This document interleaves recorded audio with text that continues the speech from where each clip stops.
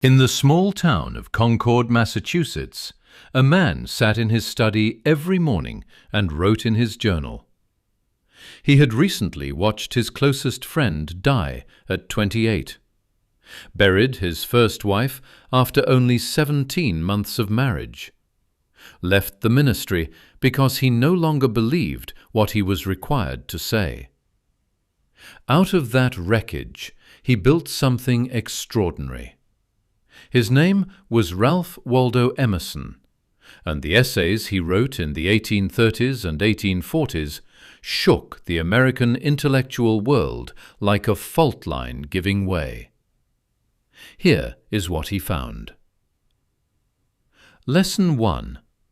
Trust yourself. This is the core of everything Emerson wrote.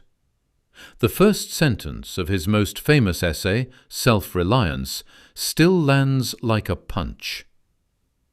To believe your own thought, to believe that what is true for you in your private heart is true for all men, that is genius, not consensus, not tradition, not authority. Your own perception, examined carefully, is the most reliable guide you have. The reason most people don't live this way, Emerson argued, is conformity. Society punishes people who think differently, who live differently, who refuse the comfortable agreements.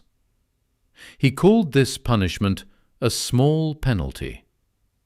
The alternative, betraying your own best thinking, he considered catastrophic. Lesson 2. Consistency is the hobgoblin of little minds. This is the most famous line Emerson ever wrote. Most people know only half of it. The full sentence, "A foolish consistency is the hobgoblin of little minds." Emerson wasn't saying, be inconsistent. He was saying, don't let yesterday's position imprison today's thinking. The person who changes their mind when they encounter better evidence is not a hypocrite. They are thinking. The person who refuses to change their mind, regardless of evidence, is not principled. They are defended. Lesson 3. The world exists for you. Emerson had a vision of the relationship between the individual and the universe that is still startling.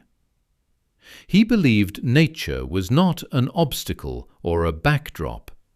It was a continuous address, a communication from something beyond our full comprehension, directed specifically at you right now, wherever you are standing. He called this recognition the most important possible experience a human being could have. If you have ever stood in a forest, or beside the ocean, or in a field at dusk, and felt something open in your chest that you couldn't explain, Emerson had a word for it. He called it the sublime. And he believed it was not accidental. It was your nature recognizing something larger. Lesson 4. The truly great among us are ordinary people, fully alive. Emerson rejected the hero worship that treated exceptional people as a different species. He believed the difference between the person who changes history and the person who watches from the sideline is not talent. It is the decision to believe in your own perception and act from it. Genius, in Emerson's framework, is not a rare endowment. It is original energy, applied without apology.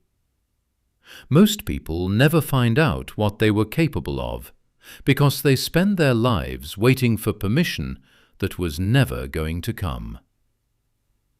Lesson 5.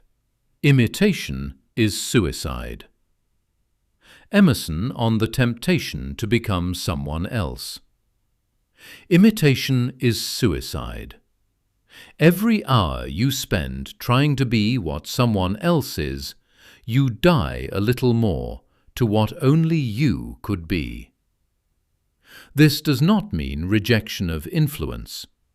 Emerson read voraciously.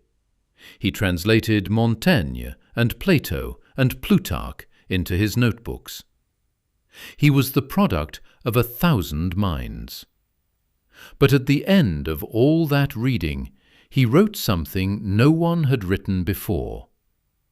That's the only use of influence worth having. Lesson 6. Do not go where the path may lead. His most famous instruction. Do not go where the path may lead. Go instead where there is no path, and leave a trail. This sounds like romantic advice. It is actually structural. Every existing path was made by someone who was also improvising, who also didn't know if it would work, who also had every reason to turn back. The path was not there before they walked it. Emerson's essays are almost 200 years old.